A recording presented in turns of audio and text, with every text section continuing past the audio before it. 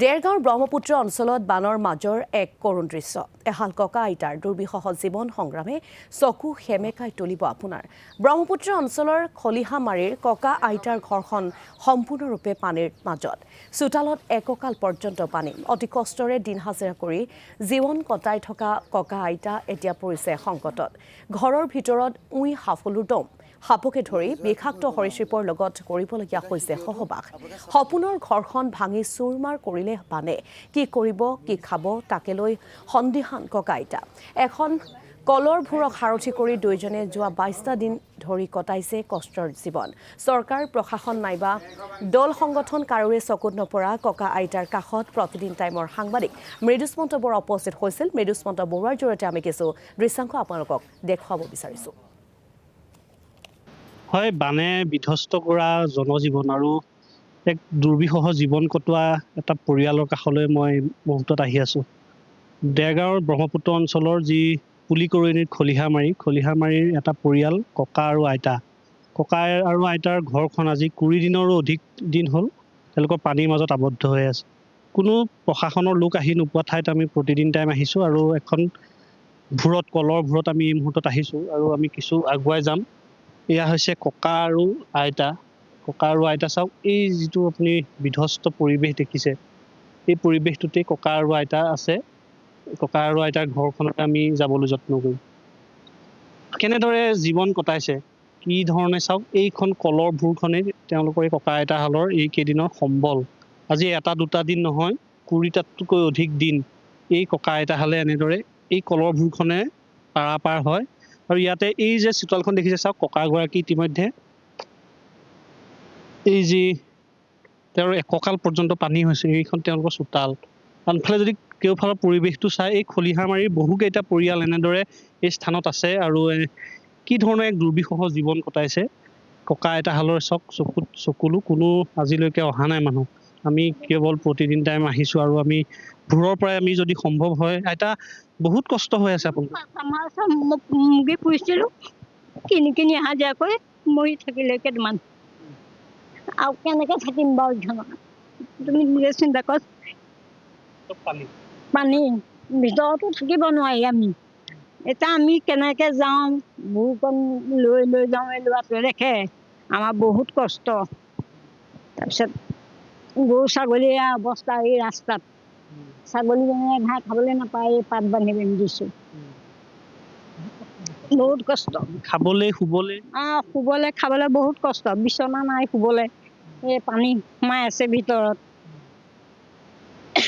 ভিতৰলৈ যাব পাৰিম নে? ঘৰৰ ভিতৰলৈ আমি ঘৰখনৰ কিছু ভিতৰৰ পৰিৱেশটো আমি সকলোকে দেখুৱাম যে এই বানে কেনেদৰে বিধ্বস্ত কৰিছে। আৰু আমি এখন যিহেতু কলৰ ভূৰত আহিছোঁ আৰু এই ঘৰটি আমি কিছু ভিতৰলৈ সোমাই যাবলৈ যত্ন কৰিম।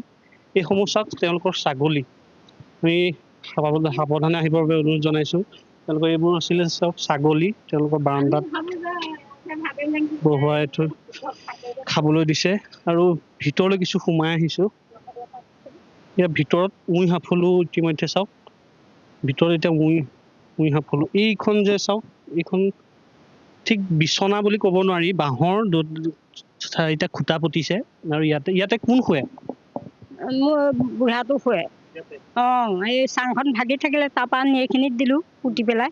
সেইখিনি পানী হৈ গ'ল, সুবিধা নাই। ইটা দি পেলাই বিচনা অকণমান ওখ কৰিলেও এতিয়া পানীত কেনেকৈ থাকিবা বাৰু, বহুত কষ্ট। চাওক, আৰু এই ভিতৰৰ যিটো পৰিৱেশটো দেখুৱাম চাওক, উই সাফলো চাওক, এইটো তেওঁলোকৰ সপোনৰ এখন ঘৰ আছিল। ঘৰত এতিয়া ভিতৰত উই সাফলোৰ এইটো ইতিমধ্যে বাঁহ হৈছে। আৰু কিছু ভিতৰলৈ আমি সোমাই যাম। ঘৰৰ ভিতৰখনৰ যদি আপুনি চাই, সাপ বা কি ধৰণৰ থাকিব পাৰে, আমিও এই মুহূৰ্তত এটা ভয় লগা পৰিৱেশ। এওঁলোকৰ এইখন হৈছে সপোনৰ ঘৰ। তেওঁলোকৰ ঘৰখনত এতিয়া ঘৰৰ ভিতৰৰ যিটো পৰিৱেশ, আপুনি নেদেখিলে তেওঁ বৰ্ণনা কৰাটো যথেষ্ট কঠিন। এইটো চাওক, তেওঁলোকৰ শোৱনি কোঠা আছিল। এইটো শোৱনি কোঠা আৰু এইটো তেওঁলোকৰ বিচনা। আৰু বিচনাখনত চাওক, তেওঁলোকৰ এখন বিজেপিৰ এখন দেখিছোঁ, বিজেপিৰ এখন ফ্লেগ। তেওঁলোকে চৰকাৰৰ দলৰ ইয়াতে তেওঁলোকৰ বস্ত্ৰ ঘৰখনত আছে, কিন্তু তেওঁলোকে এতিয়া কি ধৰণে কটাইছে। তেওঁলোকৰ পাকঘৰটো কিছু পৰিৱেশ যদি আমি সম্ভৱ হয় পাকঘৰটোৰ পৰিৱেশ মোৰ ভৰি সোমাই গৈছে আৰু পাকঘৰটোৰ পৰিৱেশটো আমি কিছু দেখুৱাম। চাওক, এই তেওঁলোকৰ বিচনা ইতিমধ্যে ভাগি শেষ। পাকঘৰটো এইটো পাকঘৰেই আছিল নে গোহালি ঘৰেই নে, তেওঁলোকৰ যি ঘৰখন চাওক বেৰসমূহ ইতিমধ্যে ভাগি চুৰমাৰ হৈ গ'ল সকলোখিনি।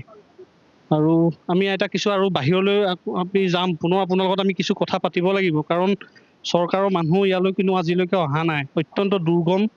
আমি কলৰ ভূৰ এখনত কোনোমতে ইয়ালৈ আহিছোঁ আৰু আমি কথা পাতিছোঁ লোকসকলৰ সৈতে, তেওঁলোকৰ মৰ্ম যি বেদনাৰ ছবি আমি দেখুৱাবলৈ যত্ন কৰিছোঁ। আৰু এইফালে আমাৰ জুহালখন তেওঁলোকৰ দেখুৱাম। জুহালখনৰ যিটো পৰিৱেশ আপুনি যদি চায়, ইয়াতে আপুনি ভাত বনায় নেকি? ভাত বনাওঁ, ল'ৰাটো বনাই দিয়ে, তেনেকৈ খাওঁ। মই সেইকাৰণে আহিব নোৱাৰোঁ, তাতে থাকোঁ মই। এইটো চাওক, জুহালৰ পৰিৱেশটো চাওক, কি এক অস্বাস্থ্যকৰ পৰিৱেশত তেওঁলোকে ভাত ৰান্ধিছে, তেওঁলোকে ভাত খাইছে। বহুত কষ্টকৰ জীৱন আইতাই পাৰ কৰি আছে ন? বহুত কষ্ট হৈছে আপোনালোকৰ? বহুত কষ্ট হৈছে আমাৰ। হাজিৰা কৰি খাইছোঁ। হাজিৰা কৰি মুৰ্গী চুৰ্গী লৈছিলোঁ, সেয়াও মৰি থাকিলে। তাৰপিছতে বুঢ়াটোও হাজিৰা কৰে, ল'ৰায়ো কৰে বাৰু। 3টাহে মানুহ আমি আৰু তেনেকৈ কৰি মেলি খাই। এতিয়া গৰুকেইটা বৰষুণ আহিলে ৰাস্তাতে থাকে, তিতি যায়, ক'ৰ পৰা টিপালখন আনিব। ঘৰখন আপোনালোকৰ শেষ হৈ গ'ল? অঁ, শেষ হৈ গ'ল। অঁ, সেইটোৱে চিন্তা কৰিছোঁ, কেনেকৈ থাকিম, কি কৰিম। চৰকাৰলৈ কিবা অনুৰোধ জনাবলৈ? জনাম, চৰকাৰে আমাক দিব লাগিব, আমাক সহায়টো কৰিব লাগিব, তেতিয়াহে আমি কৰিব। অঁ, শেষ হৈ যাম আৰু। এয়াই হৈছে বানাক্ৰান্তৰ যি বিননি। আমি কিছু বাহিৰৰ পৰিৱেশটো দেখুৱাম। আমি মূল লোকগৰাকী আছে, আমি মূল লোকজনৰ সৈতেও আমি কিছু কথা পাতিবলৈ যত্ন কৰিম, যিহেতু কেনে অবৰ্ণনীয় অৱস্থা, অবৰ্ণনীয় পৰিৱেশ। চাওক, চোতালখনত যিহেতু একঁকাল পৰ্যন্ত পানী আৰু চোতালত ৰৈ থাকিব পৰা কোনো ধৰণৰ পৰিৱেশ নাই। আমি ঘৰৰ ভিতৰ ককা আপোনাৰ ঘৰৰ ভিতৰ পৰিৱেশটো চালোঁ। ঘৰৰ ভিতৰ পৰিৱেশটো একেবাৰে গোটেই গেলাময় হৈ গ'ল, গোটেই ঘৰখন শেষ হৈ গ'ল। ঘৰ শেষ হৈ গ'ল আৰু যেন তেনে আৰু সেই স্কুলত আছোগৈ আৰু ঘৰতো থাকিবলৈ সুবিধাই নাই। চাহ অকণ বনাই খাবলৈ সুবিধা নাই, ভাত এমুঠি বনাই খাবলৈ সুবিধা নাই। এতিয়া কেইদিন আজি স্কুলত আছোগৈ আৰু গধূলালে আকৌ বস্তু বাহানি আছে, আকৌ খন্তেক আহোঁ ঘৰলৈ।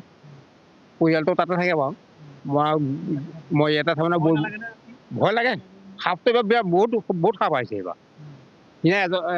এজনী আহি খেতি খাবলৈ আহিছে, আগে হেৰি মেটেকা গৈ আছে, তাৰপৰা অকণমান মেটেকাখন গৈ অলপ ফাগ হ'ল, সাপজনী একদম ফেনা মেলি ৰৈ দিলে নহয়, এইফালে চালে। ভয় লাগে। মই এইখিনি কি হ'ব, বানৰ পিছতো দেখিছোঁ ঘৰখন একেবাৰে শেষ হৈ গ'ল। ঘৰ শেষ হৈ গ'ল আৰু অঁ, শেষ। এইবোৰ বাঁহৰ বেৰহে আৰু চব পচি। অঁ, চৰকাৰে আৰু সেইকণতে আৰু চাব আৰু। অঁ, আৰু এয়া দেৰগাঁৱৰ এই দুৰ্ভগীয়া পৰিয়ালটোৰ কিছু আমাক পৰিৱেশ দেখুৱালে আমাৰ সাংবাদিক মৃদুস্মন্ত বৰুৱা। আমি ধন্যবাদ জনাইছোঁ।